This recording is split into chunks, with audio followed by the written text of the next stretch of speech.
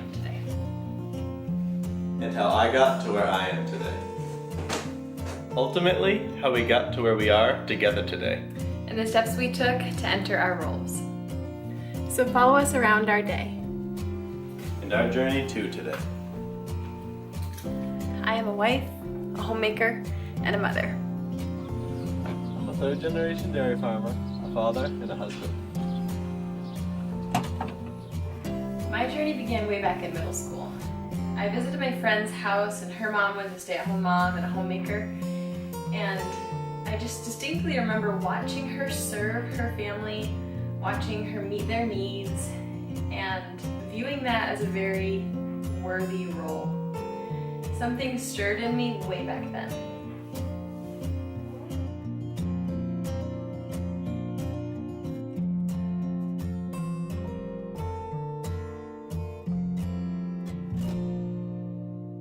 This was the perfect playground as a kid. I spent countless hours following my dad around, and from a really young age, I knew I wanted to be a farmer because I really looked up to my dad. Toward the end of high school, I was given an aptitude test to help me determine what would be a best fit for a career. And my results were split right down the middle between the field of communications and the field of human services, or the helping profession.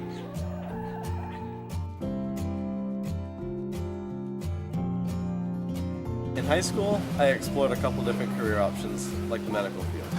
But at graduation, I was still pretty unsure, so I followed my friends to the University of Maine, where I did 3 semesters of electrical engineering. Though I knew I wanted to be a homemaker, I was driven to achieve my degree. I know that education is so valuable and that with a degree I could go out and provide for my family well, no matter what stage of life I was in if I needed to. So I headed to Virginia to obtain my bachelor's, but I only spent 1 semester down there. I felt called home. I missed the beauty of Maine. I missed the seasons and all the memories I have here. So I returned home, but also my frugality was kicking into high gear, and I decided I wanted to work on a present for my future husband. Now, I hadn't met Ben, and I had no idea who I would marry, but I wanted to work on a present for whomever came along. I struggled a bit with engineering because it just wasn't an interest of mine. But my first summer in college, I worked full-time here, and I realized that this is where I wanted to be.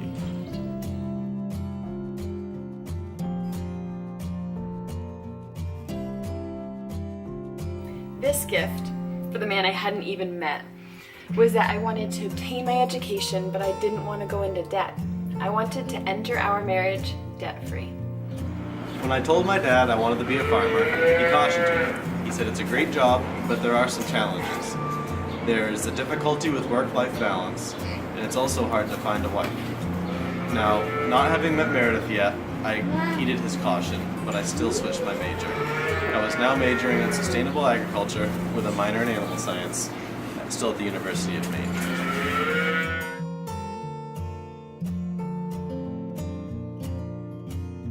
When Meredith and I met, I was halfway through this new degree. And I was working part-time in the school year and full-time in the summer. And it was a tough balance dating that first summer because I was working so many hours and often my sleep suffered.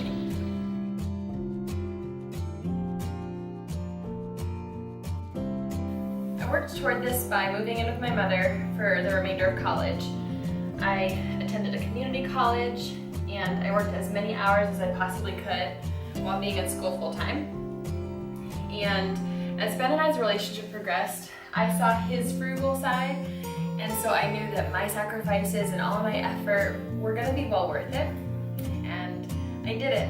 In May of 2014, I graduated with a bachelor's in mental health and human services. As our relationship progressed, Meredith and I did not shy away from serious conversations. I shared with her that dairy farming is very much a lifestyle because it is 24/7, and that it would take sacrifices by both of us.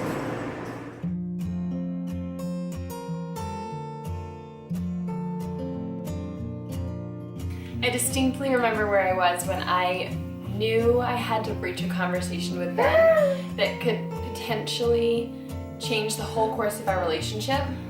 We needed to talk about the future and our roles. And it was my desire to be a homemaker, and I needed to hear what he had to say. I told Meredith that I see the value in stay-at-home mothers and homemakers because my own mother took that role. Now, I told her I was not going to require her to do this, but it was my desire to provide the means so that she could if she wanted to. I was greatly relieved by his response. I was so thankful that he too saw the value of the homemaker role and that he desired for his children to be raised by their mother in the home. And so it put me at a great amount of ease about our future and our relationship. And about a year later we were married, and I was sort of struggling to find my niche in the field of human services along the lines of my degree. And so we also were at that time talking about transitioning me home a bit more, to work outside of the home less. And so about 3 months into the marriage, I took a part-time position at a bank.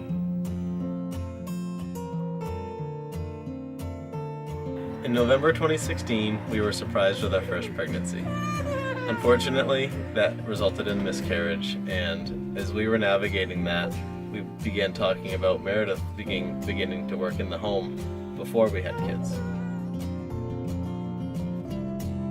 Before Meredith started staying home, we had a lot of intentional conversation about how we could better support each other and have a more successful dynamic within our household.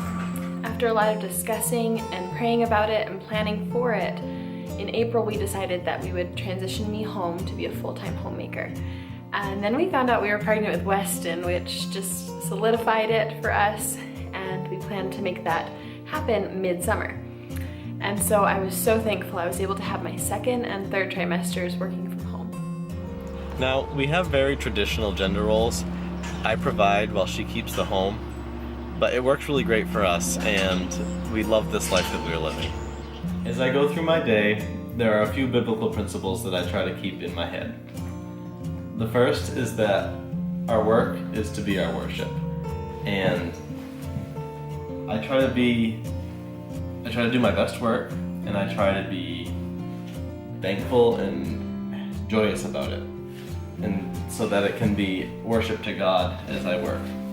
The second is that I view everything at the farm, the animals and the land, as God's possession, and that it is my job to be a respectful and responsible caretaker, and that's something that He's entrusted me with. So I take that role very seriously, and I try to do my best and let it be worship to Him through my work.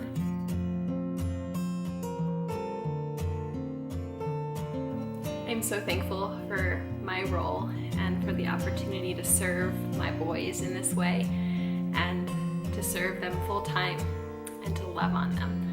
And as I was preparing for this role, I found a quote by Elizabeth Elliot that is a quote that I just hold on to in the days that are hard and in the moments that are tough. It's a very grounding quote for me.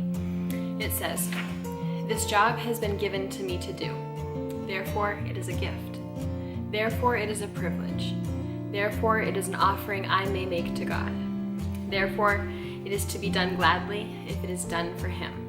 Here, not somewhere else, I may learn God's way. In this job, not in some other, God looks for faithfulness."